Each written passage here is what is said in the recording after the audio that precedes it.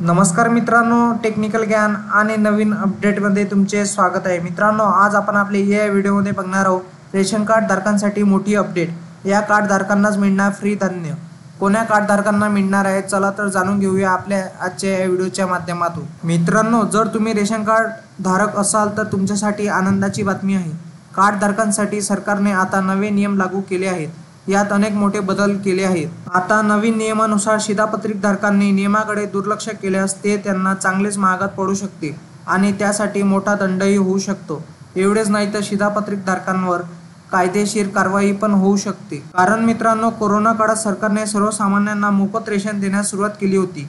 तेव्हापासून सुरू झालेली ही व्यवस्था आजही सुरू आहे, ज्याचा लाभ सर्व कुटुंबे घेत आहेत।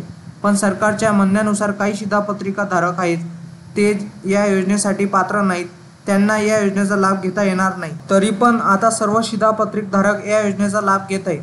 त्यांना त्यांची शिधापत्रिका जमा करण्यास सांगण्यात आले आहे। दुसरीकडे अपात्र व्यक्तीने शिधापत्रिका जमा न केल्यास त्यांच्यावर कायदेशीर कारवाई केली जाणार आहे। कारण मित्रांनो, केंद्र सरकारने आता रेशन कार्ड संदर्भात नवे नियम तयार केले आहेत। कोरोना काळात सरकारने सर्वांनाच मोफत रेशन देण्यास सुरुवात केली होती, पण अनेक जण शिधापत्रिक धारक पात्र नसून ते मोफत रेशनचा लाभ घेत असल्याने शासनाच्या निर्देशनात आले। त्याचबरोबर या योजनेसाठी पात्र असलेल्या अनेक शिधापत्रिक धारकांना त्यांचा लाभ मिळत नाही। जर कोणाकडे 100 स्क्वेअर मीटरपेक्षा जास्त प्लॉट किंवा फ्लॅट किंवा घर असेल, गावात 2 लाखापेक्षा जास्त आणि शहरात 3 लाखापेक्षा जास्त उत्पन्न असेल, घरात 4 चाकी किंवा ट्रॅक्टर असेल, तर हे शिधापत्रिक धारक या योजनेसाठी अर्ज करू शकत नाही।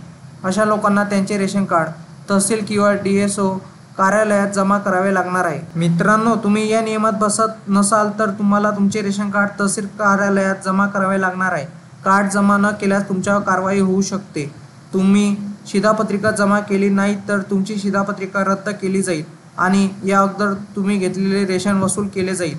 NFSA नुसार सध्या देशातील सुमारे 80 कोटी शिधापत्रिक धारक या योजनेचा लाभ घेत आहेत, ज्यामध्ये अनेक शिधापत्रिक धारक आहेत की जे आर्थिकदृष्ट्या दुर्बल आहेत।